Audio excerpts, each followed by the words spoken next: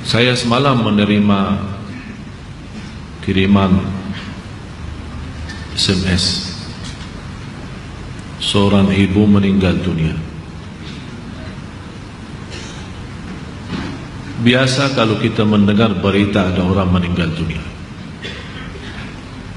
karena kita semua akan menghadapi kematian. Tapi yang luar biasa, peristiwa yang terjadi saat dimakamkan.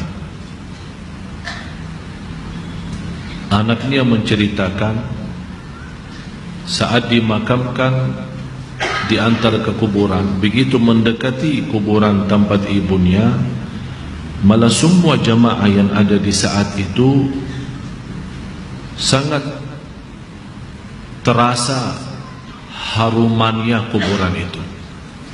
Harum sekali, keluar semacam wangi yang luar biasa,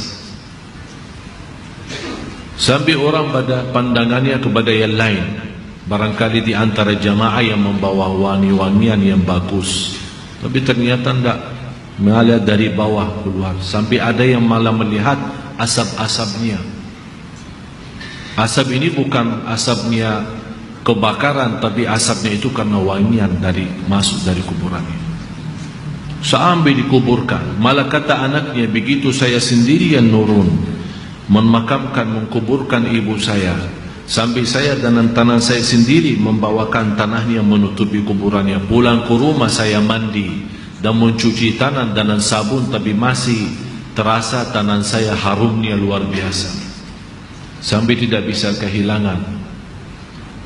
3 malam masih tersimpan harumnya itu.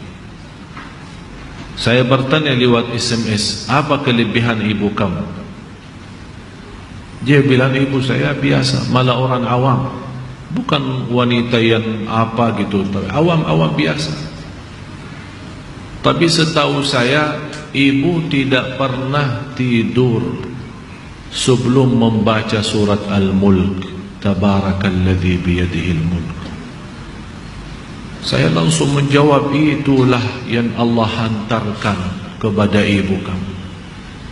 Dan inilah berita gembira bagi kita semua, sesuai janjian Rasulullah sallallahu alaihi wasallam.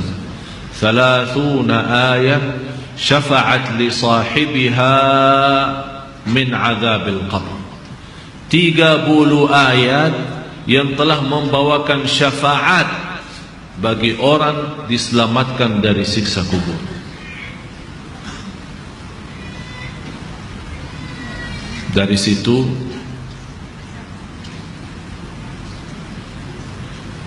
seperti kebiasaan, ambil wudu, saya witir duluan, kemudian tidur. Apa yang saya lihat dalam mimpi? Bapak ibu, yang saya lihat diri saya sendiri di dalam kubur. Sangat gelap, ngeri,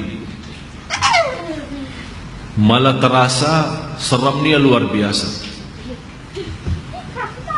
sampai tidak bisa saya bayangkan di saat itu. Tapi tiba-tiba sampai saya di situ merasa ketakutan dan kesepian, muncul sebuah cahaya di dalam kubur sendiri itu, dan saya berteriak, siapa kamu yang membawa cahaya itu?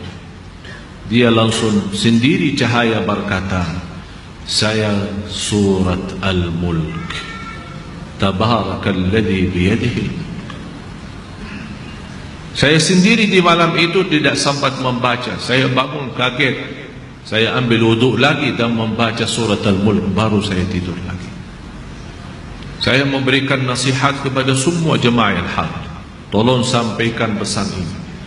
Jangan tidur belum baca surat Tabarak, karena kita tidak tahu kapan saatnya menghadapi kematian. Bisa jadi itu tidur kita adalah tidur yang terakhir dari dunia ini. Mudah-mudahan dengan kita mengkhatamkan hari kita dengan membaca surat Al-Mulk, Allah ampuni segala dosa kita, dan Allah harumkan kuburan kita menjadi taman dari taman surga. Al-Mulk surah yang luar biasa dahsyat.